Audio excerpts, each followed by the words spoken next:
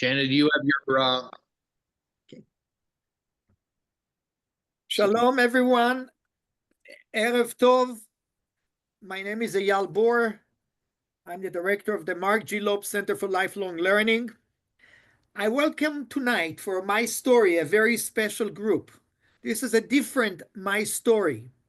We are interviewing three young adults who made aliyah and moved from Maryland to Israel, which is 5,583 miles away. In addition to that, their time is 7 hours ahead of us. So first, I want to thank Shayna, Eric, and Reuben for keeping yourself up at this time of the day. And secondly, I want to welcome the parents and grandparents of the youngsters here. We have with us Eva and Robert Slatkin. Can you raise your hands for a second so we know who you are? Thank you. We have Betsy and Lou Nero. And myself, I'm the father of Reuben. Robert and Eva Slatkin are the grandparents of Shayna, and Lou and Betsy Nero are the parents of Eric. So we are going to record this program today because as you see this program now, Rabbi Schwartz and I are actually in Cuba, going to be in Cuba, and leading a group of 36 people from Bethel. Without further ado, I would like to move the floor to Betsy and Lou Nero to start the interview. And the first question to each of you, although I know Eric's answers, but you could clue everybody else in. Tell us about your upbringing, where you went to school, the Jewish education, and where you went to college. Well, first ask Eric. Eric first. Okay, so of course I grew up in Baltimore and Pikesville at Bethel Preschool and started my formal education at Krieger Schechter until the 8th grade. After that, I went to Beth Tefillah High School, and following a gap year on the Nativ College Leadership Program through the conservative movement, I continued on to the University of Maryland.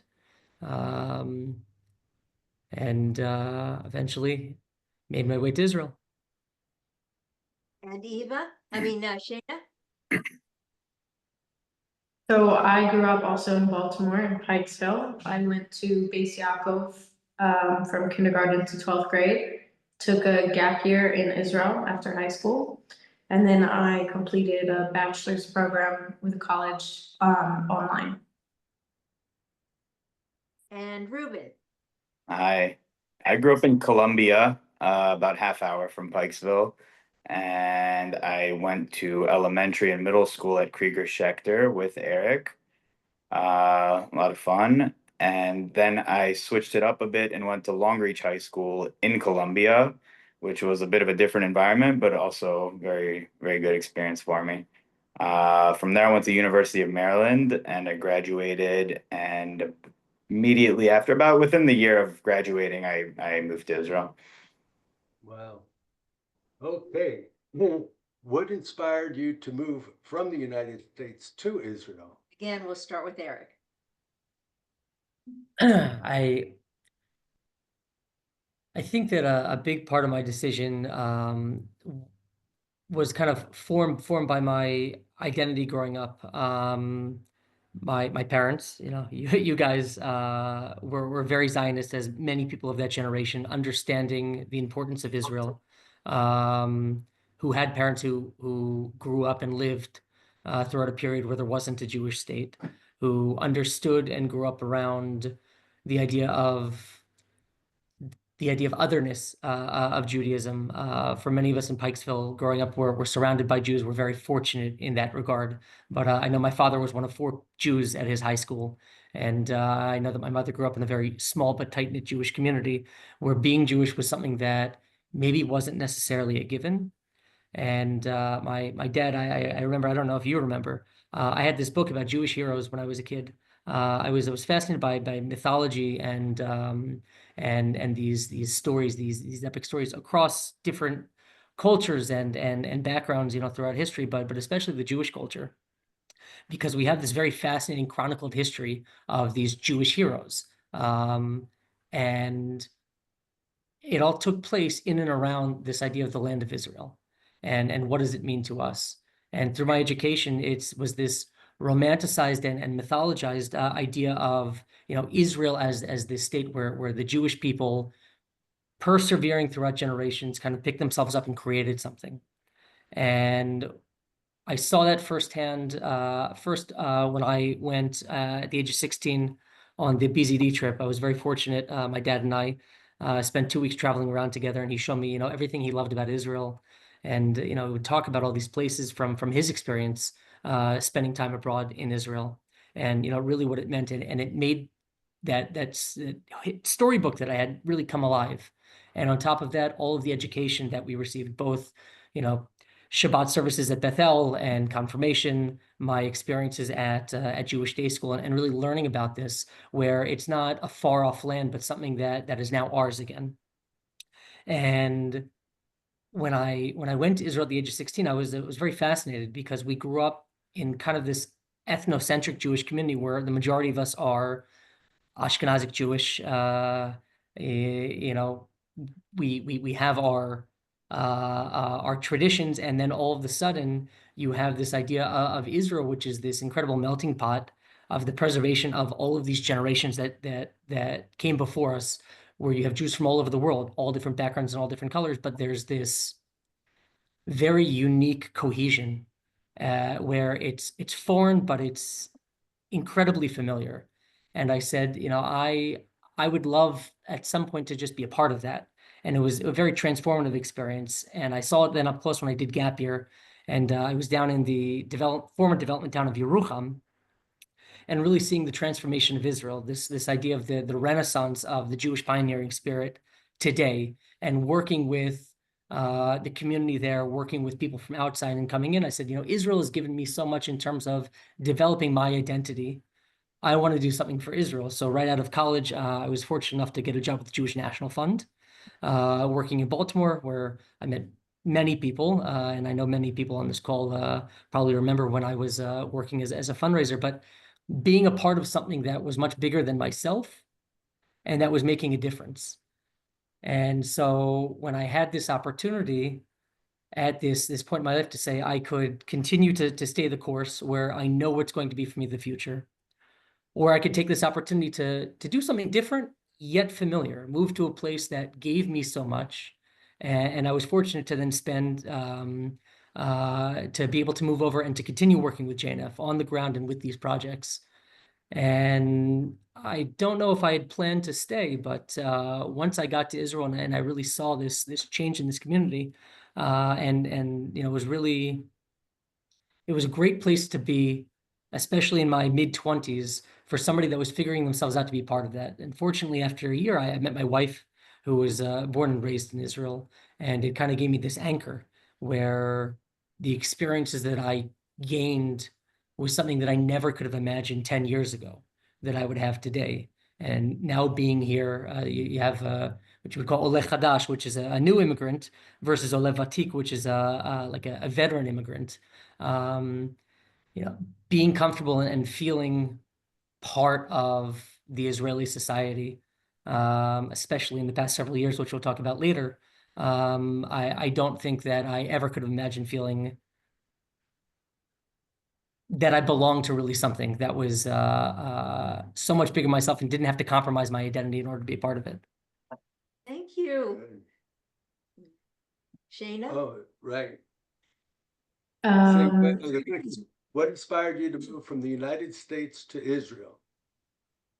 So my parents always raised me and my grandparents to always want to move to Israel. They always said, the Jews, we belong here, so one day you'll end up there.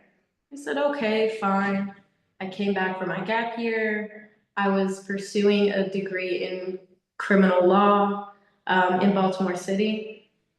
And my family went to Israel for my brother's bar mitzvah in October of 2023.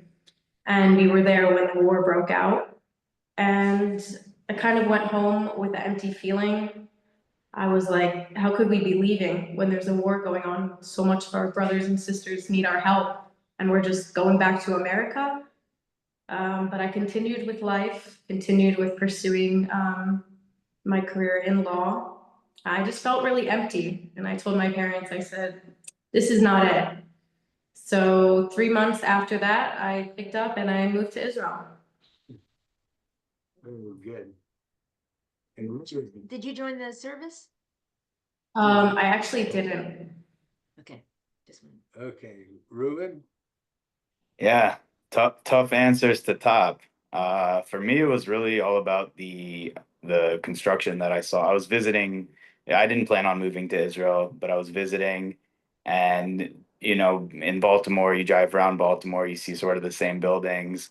Maybe they'll put up a new tower on the harbor periodically.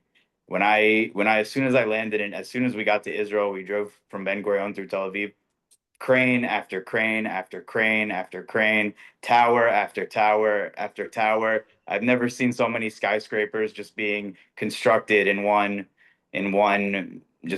period.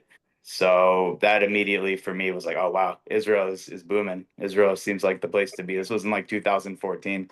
And since then I look at where my office was in Tel Aviv, like I don't know, 5, 6, 7 years ago, and you don't even recognize it. It's surrounded by a bunch of new buildings. So that's really what motivated me to move to Israel, to be honest. No, that was it. Great. Eric, how did how did we respond to your desire to move to Israel? Did we have resentment? Did we give you support?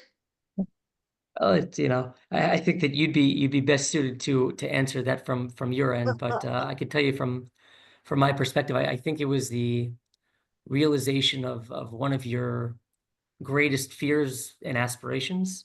I think that when I really started to get in touch with my Zionist identity and understand the role of Israel, I think that you were always kind of afraid that I would leave and move, which is understandable. And every parent's fear. My father's sister, my aunt, moved here after falling in love, and many people come.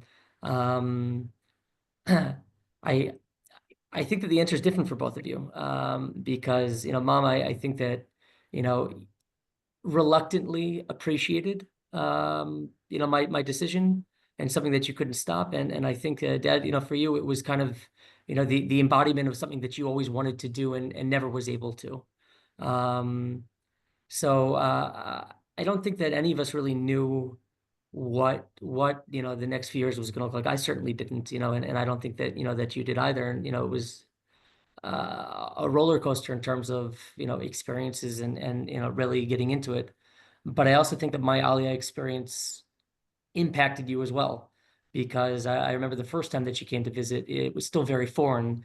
And now you come and the people at the cafe downstairs, and you kind of have a lay of the land, and can navigate the buses on your own, and you meet your friends here, that are here. So to an extent, I think that my aliyah experience became easier over time as you guys became more familiar with Israel and started to really grow an extended family here. Your machtana, my in-laws, your grandchildren, not to mention your vastly growing, number of nieces and nephews. So I think that certainly changed a lot of your perspective as well. Thanks. Good. Shayna, how did they feel about your desire to move? I mean, it happened so fast. It happened in 3 months, and I'm very stubborn. And people were like, "Are you sure? Maybe you should wait a little bit longer." And I said, "No, I'm doing it, and I'm doing it now." So they didn't really have time to react. It's kind of like the week before, it was like, "Wait, are you actually doing this?" And I was like, "Yeah, I'm doing it." But I think they're all happy now. That's great. Reuben, I know you have family there, correct? I do. Yeah, I have family there, and both my parents are Israeli born and raised, and so they were all for it, very supportive, encouraged it. And Yeah, I still can't navigate the buses here, but my parents, Eyal and Hana, they absolutely can. It's very impressive. They were here like last month, and I was like, "Do you want me to pick you up? You want me to drive? Where do you want to?" No, we'll take the bus. We'll take the train. We got it. I was okay. Well, very impressive. Good navigation skills from them. But yeah, very supportive of moving to Israel. So, yeah, very easy transition for me personally. Cannot do the bus. So just forget that he said I could. All right. The last question in our group is what do you do professionally in Israel now? Eric first? So when I made Aliyah, I continued my work with Jewish National Fund as the Israel Communications Officer, which was very exciting to travel all over the country and to kind of report what was going on. About 2.5 years ago, I started my own independent business as a freelance writer and development consultant. Currently, my major client and the majority of my time is spent with the Stay Road Foundation, which has increased significantly after October 7th, responsible for helping to raise funds and manage resources for the most pressing projects for the population. I also do consulting work with several other organizations, as well as writing for the Jerusalem Post for a number of different topics and amazing organizations that are doing incredible work here in Israel. Thank you. Shayna. So I work for an American company. I actually work US hours. We recruit for nursing homes in America. Is it an Israeli company? No, it's American. It's nursing homes based in America, all Americans. It's just Americans that are living in Israel. And so our boss gave us the opportunity to have an American job here. So you worked first in United States and then moved it over to here? No, so I only started once I moved here. Okay. It's only, the office is here, like all our workers are in the office in Israel, but everything's American. Gotcha. Okay, thank you. And Reuben? I work for an Israeli company, an energy company. We are responsible for the discovery of the natural gas in Israel that's powering the electricity sector here. So I'm in the business development department doing all types of analysis and learning about the energy markets in Israel and the region. How long have you been working for them? 4 years now. 4 years. Okay, Yeah. thanks very much. And that is the end of our questions. It's now on to Eva and Robert Slatkin. Okay. My first question is, what are the main obstacles in making Aliyah? Examples: language, establishing friendships, understanding the Israeli energy, personality, and style. So we'll start with Eric. Okay. I think it's very individual. I think that one of the biggest challenges is how you self-identify. It's very accessible to live in Israel and speak English. There's a huge community. There's a lot of programs and events. It's very social, and especially for young professionals, it's a very active community of people that are really looking to branch out of what their life was in the United States. But it's also very easy to fall into the English speaking bubble. I think that one of the biggest obstacles is integrating within Israeli society and breaking out, and making the cognitive decision to, of course, language is critical. You can survive easily without speaking Hebrew, but your options are very limited in terms of what you're able to do. I think that also moving out of your old life and transitioning into a new life is very hard. Maintaining those relationships that you have with your friends and family in the United States, while also balancing it with forging new relationships here in Israel and really identifying and building a community. One of the biggest challenges that I had, especially my first few years, was that a lot of my friends would move back to the United States. So it was very transient.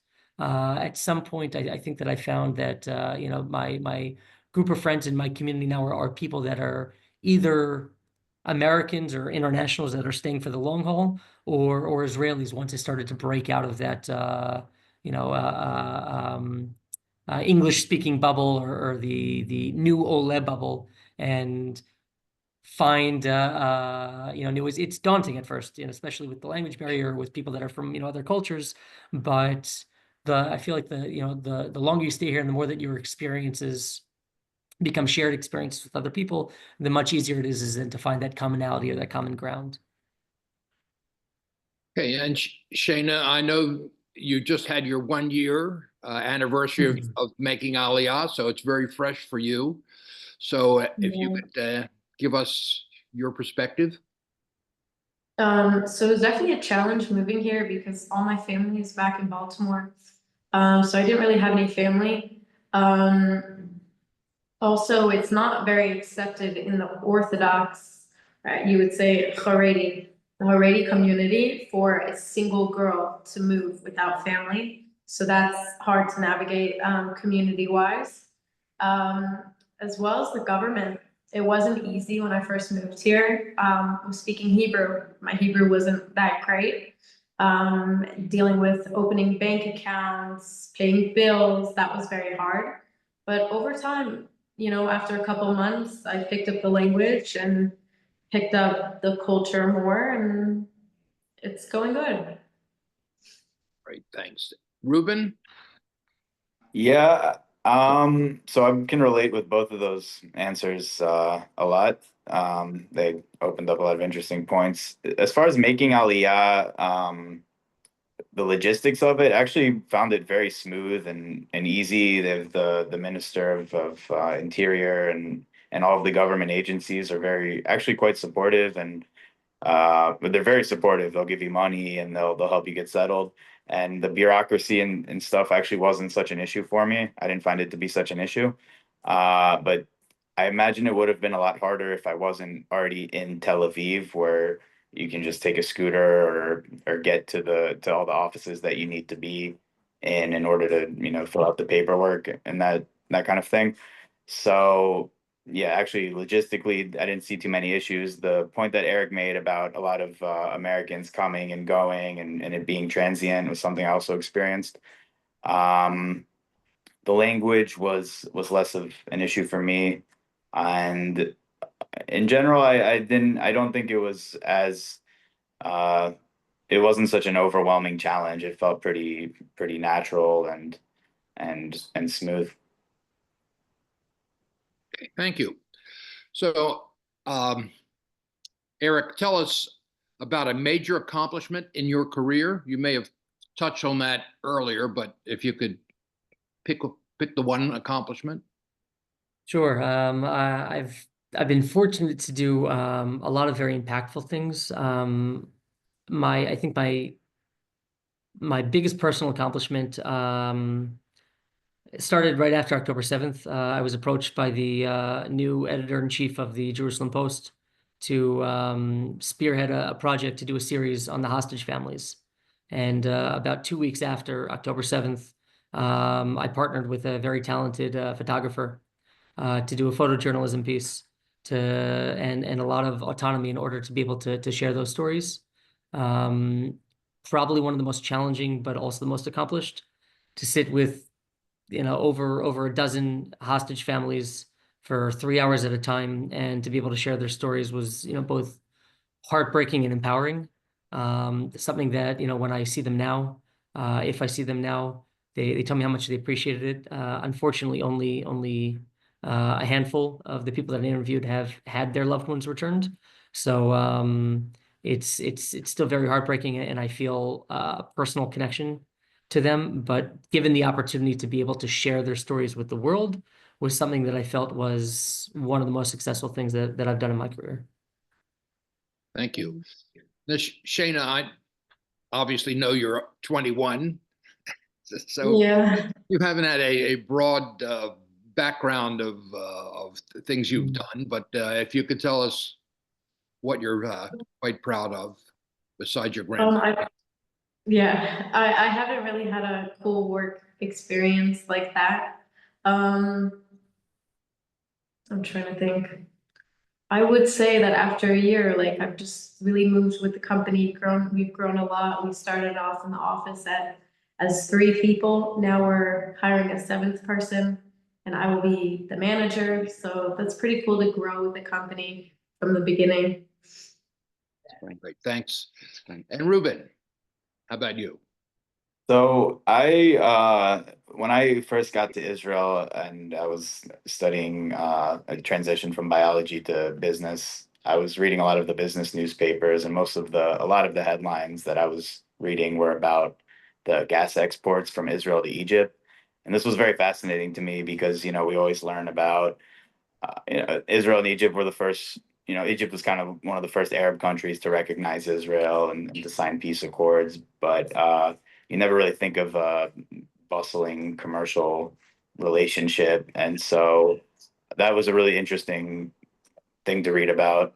And so it was felt like a nice accomplishment to, read about something in the newspaper and then eventually get a job doing that, what you're reading about, which was really cool. So I think the first time that I was actually in Egypt working on these deals was a real accomplishment for me. Great. Next question is, what's your favorite activity other than your work? So we'll stay with Eric first. Yeah, one of the things I love most about Israel is the fact that there's so many different types of like outdoor activities, very accessible. Like you could be in the desert, within an hour drive, or up in the mountains, or somewhere else. But especially the beach. I like to take my kids on Saturday morning. We love to go to the beach and just, spend, half a day just sitting out and soaking in just the atmosphere and the culture and everything like that. It's one of my favorite things to do. Shayna? So I also love the nature, the outdoors. I live in Jerusalem, so I'm not that close to the beach, but if I wanted to, I would hop on a train, be there in 30 minutes. But I just like walking down Jaffa Street, just seeing all the stores and the people and hearing Hebrew, going to the shuk, is really enjoyable for me. Thank you. And Reuben? For me, yeah, definitely the walking through the city, walking along the beach is, you walk through major cities in the States, but in Israel, you feel a particular liveliness and energy. There's always lots of people out. There's a lot of public spaces that are always being utilized. Uh, just the atmosphere is always really uplifting, and it's a really fun city to walk through, and also not just in the city but in the nature, which, yeah, you can, in a matter of hours you can go from the desert to the mountains, which is cool. Thank you. So this next question, what is your favorite city in Israel? Reuben and Eric both live in Tel Aviv, Shayna in Jerusalem. But we're asking, what's your favorite city in Israel? Eric? I think I would say my favorite region. I love the north, the Galilee and the Golan. Just there's a very authentic beauty to it, very multicultural.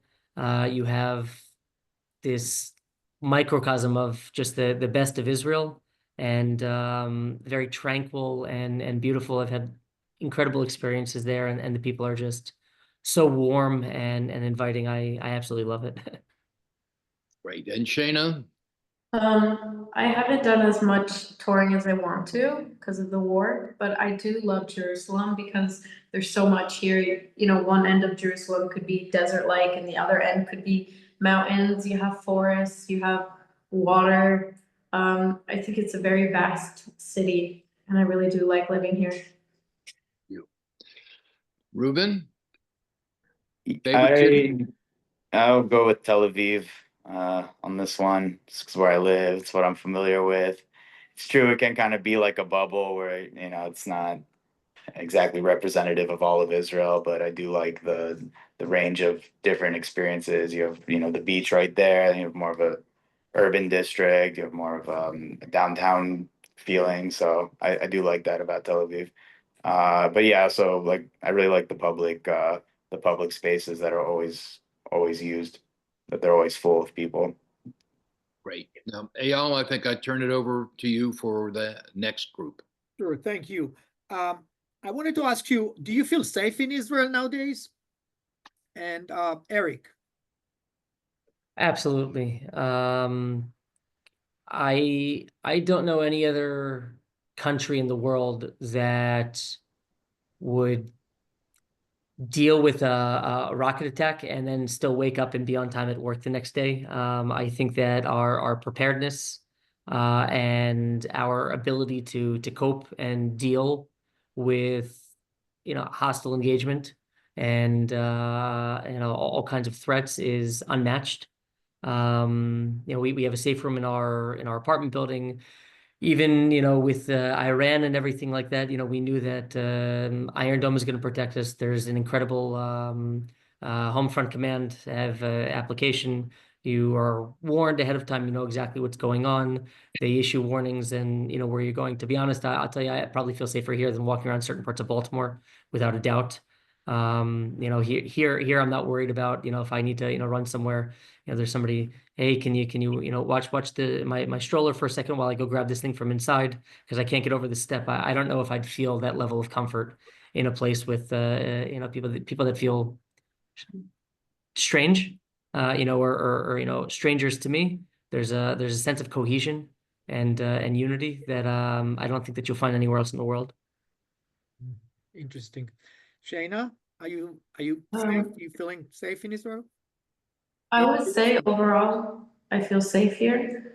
I do feel like there's more of a protection than in America. I think I don't want to get into like religious beliefs, but I do feel like God is really watching over us in Israel.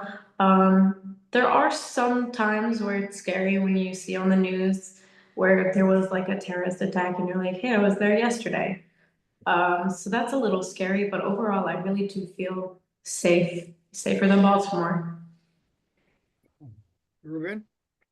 Yeah, I feel safe here, especially during events or something like the Pride Parade that they do every year, or New Year's Eve and stuff, where you think these are very, very large gatherings. Like maybe you should think, but that once you're out and you see all of the security and the preparedness, and yeah, you feel very safe. Has the war changed you in any way? The recent war, Eric? How much time do we have? I think I think the war's changed all of us. It doesn't matter if you're living, in Israel or anywhere else in the world. As a Jewish person, the war has undoubtedly shaken up the entire world and the perception of Jewish people in the world. October 7th shattered, my notion of safety and what was going on, especially because, I was closer to the south and I was not with my son who was at his grandparents'. I had to pick him up, knowing that there were, reports of terrorists on the major highway that I had to drive along. So I kind of had carte blanche to drive without a speed limit and not stop anywhere until I got there. I think since then, yeah, where you're glued to the TV every day. You're worried about what's going on, but there's also this shared experience that we've had. And I think that everybody who has lived before and after October 7th in Israel has been changed in their understanding of what does it mean to be a Jew and an Israeli. There was something really incredible the first few months, especially, where after dealing with a summer of a lot of political discourse, which, we're not going to get into, but there was this beautiful unity of everybody stepping up. We were all kind of confined to our homes. They canceled, schools and, people, they were working from home, yet, all the parents and families, we were all downstairs in the courtyard.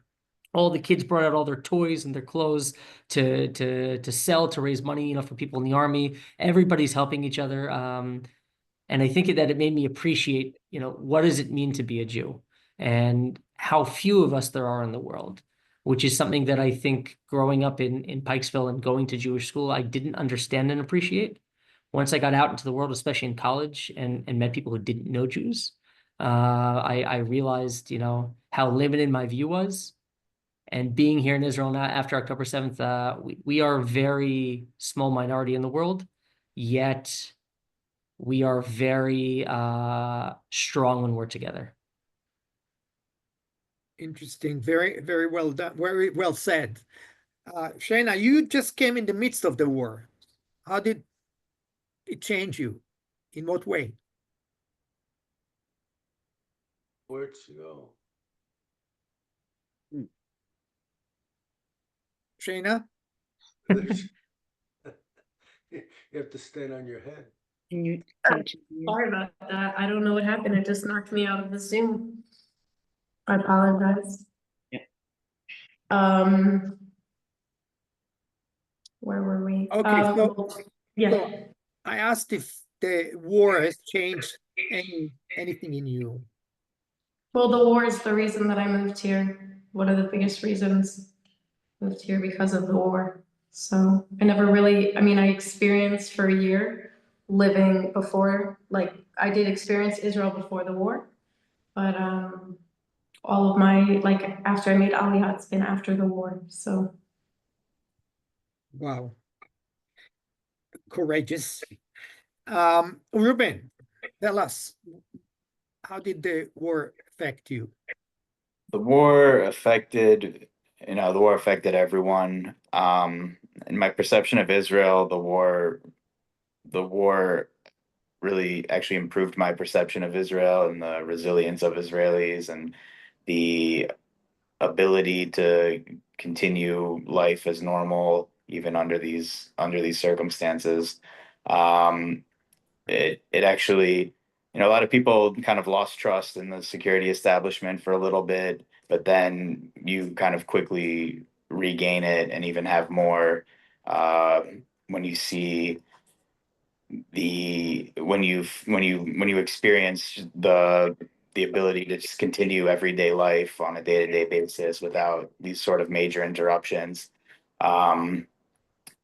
It also changed my perception of America, seeing the reaction of all these different groups and ideas. So that further reinforced the importance of Israel and the importance of Jews kind of sticking together and unifying. Yeah, no, that overall it enhanced my sense of sort of trust and faith in Israelis and Israel. The three of you presented such a positive image of Israel. And some of us who are watching this program now would like to ask you for an advice.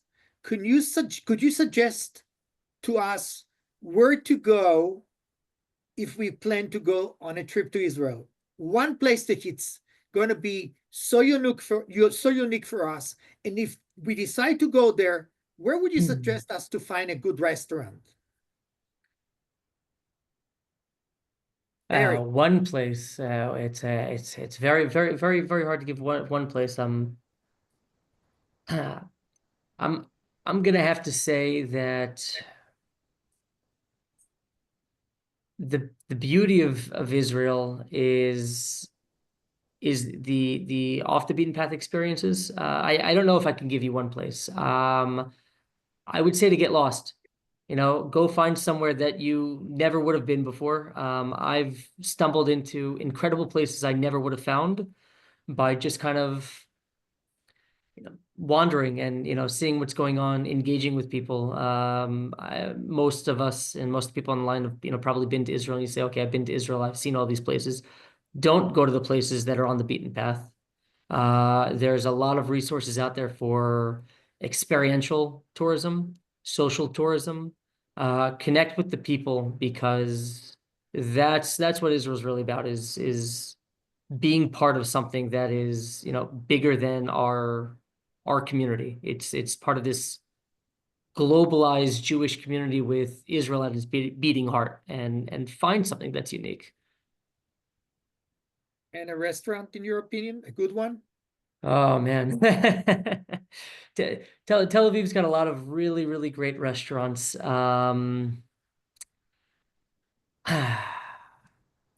think a night kitchen in Tel Aviv, in what is it, Lilienblum. It's got an amazing menu. I think that they do like a fixed menu where the chef brings out, stuff and you pay, and it's out of this world. It's absolutely incredible. Great. Shayna? It's very hard to pick one place. Very hard. I would say the north.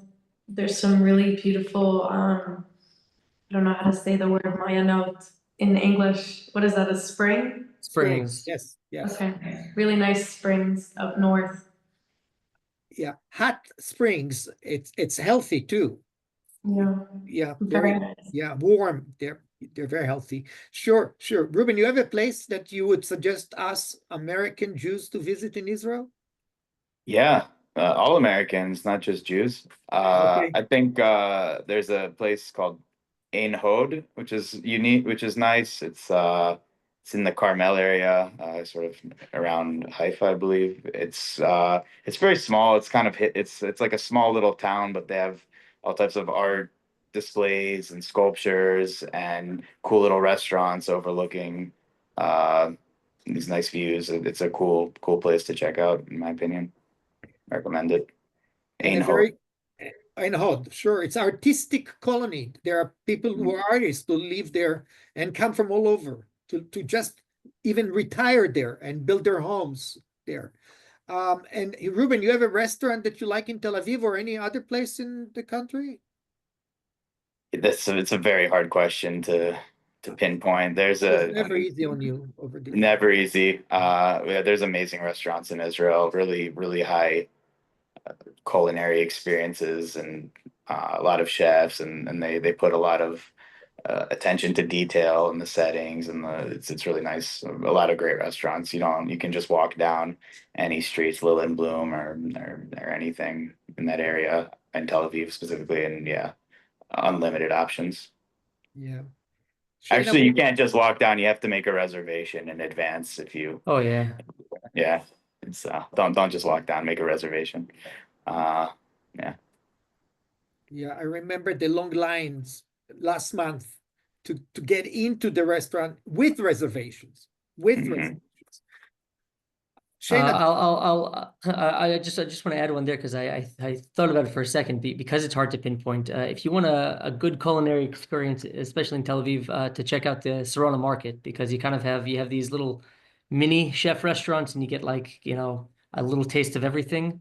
So that would be a good place to go if you want to really expand your palate and try a lot of different things. I highly recommend it. I second that, and yeah, it's a wonderful place to be. The Sarona Market is just in the heart of Tel Aviv. You can walk to there from any other places, right? It's very near. That's right. Central. Yeah. Shana, did you find a good restaurant in that you can recommend in Jerusalem for us? Yeah, there's a lot of really nice ones near the Shuk. There's a nice French restaurant that I just took my grandparents to in July when they came to visit me. Cafe Leon, very good. You took them or they took you? Oh, good point. She took us, Okay. They paid the bill, but I did take them. physically took us. Okay. I wanted to kind of end up the interview by asking a question that I'm not sure you have the answer, but do you guys have any thoughts of returning or moving back to the United States? Eric? Yeah, I think that one of the big misconceptions about aliyah is that it's this absolute. Maybe once upon a time it used to be that way. Any Jew is eligible to get citizenship in Israel, which means that they can, enter, leave, they can work. You get a nice little benefit package when you get here. They help you with some, all kinds of incentives from the government. It doesn't preclude you from being able to go back. And I think it depends on the day. There's a lot of things that I miss. Of course, I miss this community. I miss my family. I miss my friends. I miss that unique magic of the Baltimore Jewish community.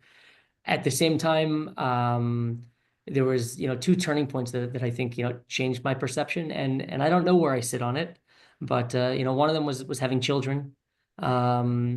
I never imagined what it would be like having children in Israel because it was unfamiliar to me. I knew what life was like, in the United States. But now that my friends and contemporaries, have kids and I see my life here, it's this kind of nostalgic feeling that I think that people look for in the United States. I walk my kids to school, and all the kids ride their bike on the way back. We go to the park and run into everybody that we know. I can't go to a cafe without seeing, at least 3 people that I know there, and then sitting and having a good time with them. And it's this, life for my kids where Judaism is it's an organic part of life, and it's non-denominational. It's, we're not talking about sectarian Judaism. My 3-year-old son tells me what holiday is coming up and what goes on, that he does the brachot and does not let me, do Friday night dinner without doing kiddush.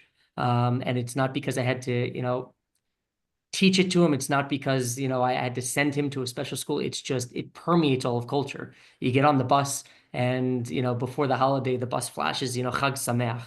And, you know that it's Friday, even if you're not religious. There's, like a pop-up Kabbalat Shabbat service, very similar to like the Bethel's, singing right behind my house, that, there's no chazan, there's no rabbi, there's no, Orthodox or conservative. It's just this very, very organic Jewish experience. And I think that when I think about my life in the United States and in Israel, I don't need to decide. We can always live best of both worlds. Transportation and air travel is very accessible now. That maybe who knows what it's going to be. Wonderful answer. Thank you. Shayna, after a year? I miss my family, but they can move here. Nice. They can come join me. I'm not coming back to America. I think they may have good news to you. Robert and Eva? Not yet. Okay. Okay. Reuben, I don't know what that means. what did you want to say, Shayna? No, I said I'm not sure what that means. Well, I'll tell you after the discussion here, what your Okay. grandfather told me. And anyhow, Reuben, what's your plans for the future? Yeah, I don't see a need to decide anything. Like, it's flexible. There's no pressure to make a statement and put it in stone that I'm staying in Israel or I'm moving back or anything. Just whatever opportunities arise, I'll follow them.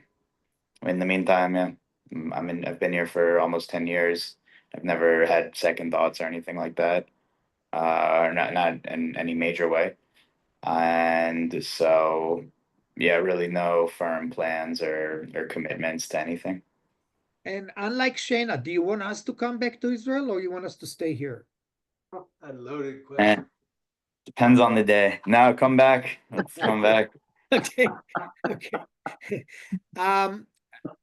I just want to ask you, Betsy and Lou and Robert and Eva, if you had to say one thing to your son or granddaughter on the screen, one wish, what would you say to them? This was not part of our preparation, I know.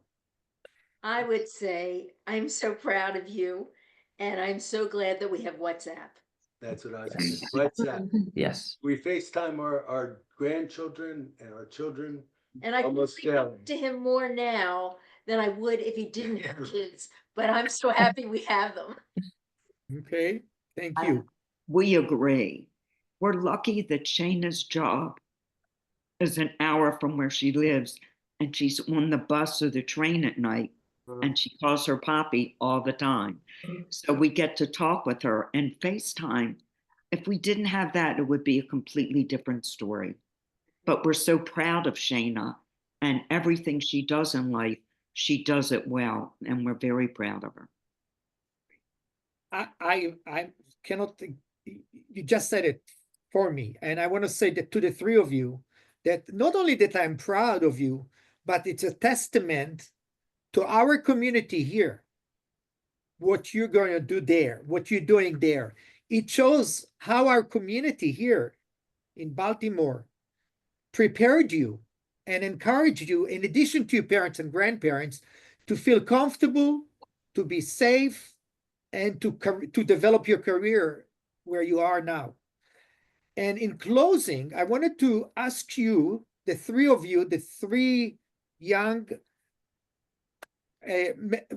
who are you on the screen, if you can say something in Hebrew to each other, or can you just ask something in Hebrew so people here in Baltimore can hear you speak Hebrew? Who would like to start? אני חושב, אייל, שזה יותר הגיוני שאתה תשאל אותנו, אתה מדבר עברית. אוקיי, אז אני אשאל אותך, אם היית היום מציע לאזרח אמריקאי לעלות לארץ, מה היית אומר לו במשפט אחד? להתארגן מראש, כן, לא להוריד את הציפיות. Okay. I asked Eric, what would you suggest to a person who thinks to move to Israel? And Eric, what did you answer? To plan ahead and to lower your expectations. Okay, okay. שיינה, אני רוצה לשאול אותך שאלה בעברית. מה התוכניות שלך לעוד, איפה את רוצה לראות את עצמך בעוד 5 שנים? אני לא בטוחה, אבל אני רוצה משפחה. אוקיי, פה בארץ, לגדל את המשפחה שלך בארץ. כן, לגדל את המשפחה שלי, כן. So I asked Shayna, where do you want to see yourself in 5 years? And she said to me that I would like to have my family, to grow my family here in Israel. It's a place that she wants to see her future here with her children. And Reuben, if you, you know, איתך אני תמיד מדבר עברית, אני לא צריך לדבר איתך עברית. תגיד, תשאל אתה אותי שאלה. איפה אתה רואה את עצמך בעוד 5 שנים? Oh, that's interesting. אני רואה את עצמי בעוד 5 שנים, גר 2.5 חצי שנה בתל אביב וחצי שנה בארצות הברית. אני לא יודע איפה בארצות הברית. Reuben, can you translate? איפה איווה ורוברט יהיו?